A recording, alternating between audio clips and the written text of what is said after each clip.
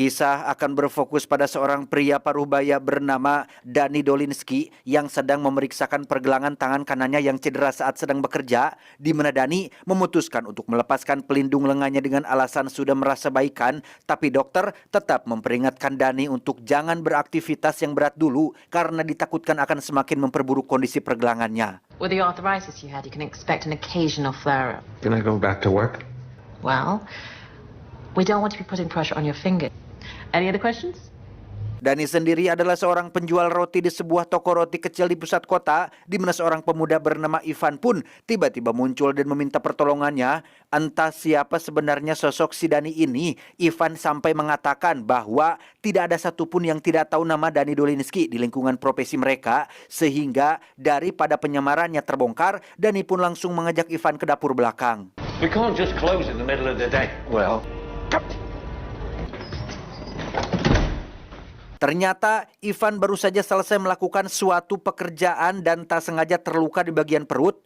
Tujuan Ivan mendatangi Dani adalah untuk meminta bantuan agar menghubungi pihak perusahaan, karena hanya Danilah satu-satunya orang yang punya kontak langsung dengan para petinggi perusahaan.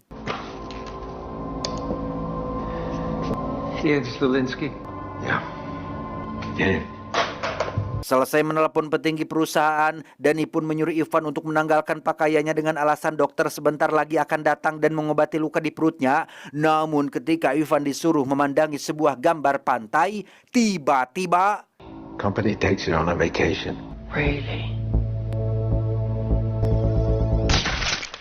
setelah mengeksekusi Ivan dan menyerahkan mayatnya pada tim pembersih, Dani pun pergi ke sebuah rumah besar milik direktur perusahaan, di mana Anda semua mungkin akan sedikit terkejut saat mengetahui jika profesi Dani yang sebenarnya adalah seorang pembunuh bayarin.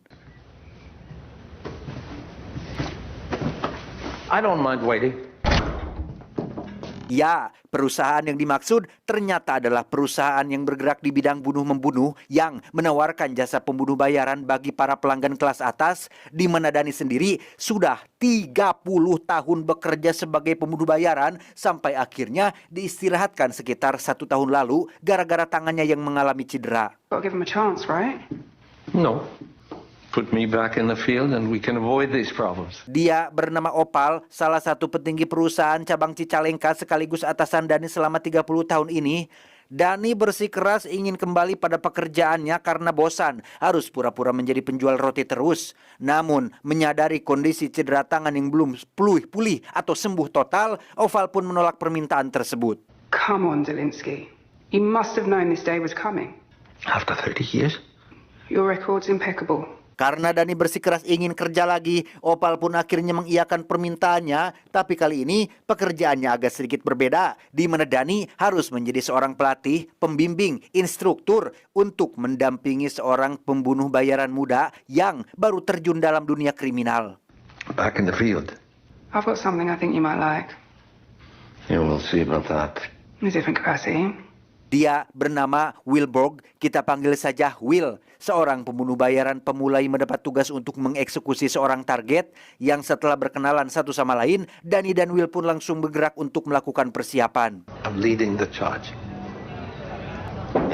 Whatever, yeah.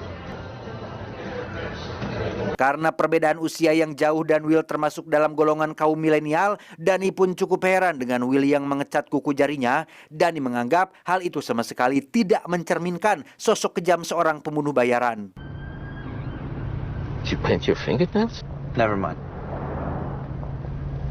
Berlokasi di London, Dani pun menemui kenalannya bernama Anata untuk mengambil beberapa perlengkapan seperti senjata api dan lain sebagainya, di mana Anata akan sekalian ikut bersama mereka berdua karena kebetulan ada janji kencan dengan sang pacar di luar.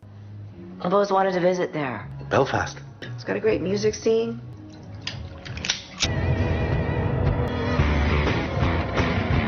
Selesai dengan persiapan, Dani CS kemudian menemui seorang penghubung yang akan memberitahu siapa target yang harus mereka bunuh. Yang setelah menunjukkan foto dan lokasi eksekusinya, si penghubung pun memberitahu Dani terkait sosok Wilborg yang digadang-gadang sebagai pembunuh bayaran jenius. Sehingga itulah alasan kenapa Opal merekrutnya dalam perusahaan. What about him? Opal thinks he's some sort of hitman prodigy, like you used to be. What? Retard?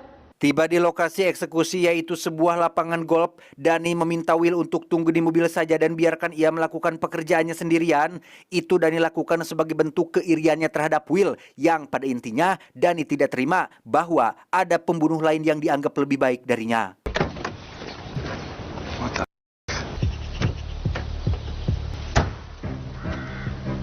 Si target sendiri terlihat sedang bermain golf ditemani oleh dua pengawalnya sampai ketika bola secara kebetulan jatuh di dekat lokasi Dani bersembunyi, ia pun dengan cepat memindahkannya ke dekat pepohonan dengan harapan bisa mendapatkan titik yang tepat untuk menembaknya dari jarak dekat.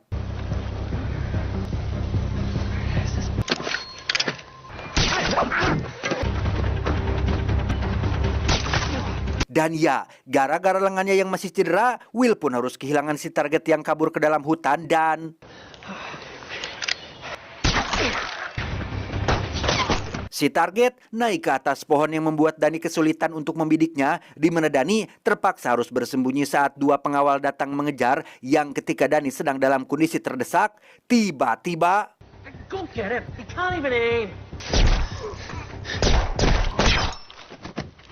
Ya, dengan kupluk warna pink dan penampilan yang kurang meyakinkan, Wilborg berhasil menuntaskan pekerjaan dengan cepat dan akurat sehingga...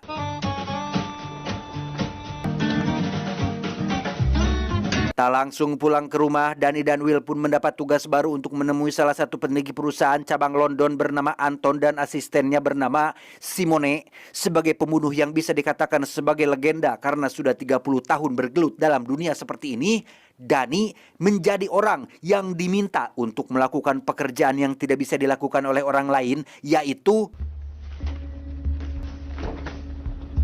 Get out of here. For Pierre. That's a suicide mission. ya, Dani sempat menolak pekerjaan ini setelah mengetahui jika target yang harus ia bunuh adalah salah satu petinggi perusahaan cabang Liverpool yang diketahui memiliki puluhan penjaga yang selalu menjaga kediamannya selama 24 jam non-stop. Dan yang membuat Dani cukup terkejut adalah target yang sebelumnya ia dan Will bunuh adalah calon kandidat yang akan menggantikan direktur perusahaan jasa ini, sehingga sudah jelas bahwa ada permainan politik dalam misi ini dan Dani tidak ingin ambil pusing dengan hal itu.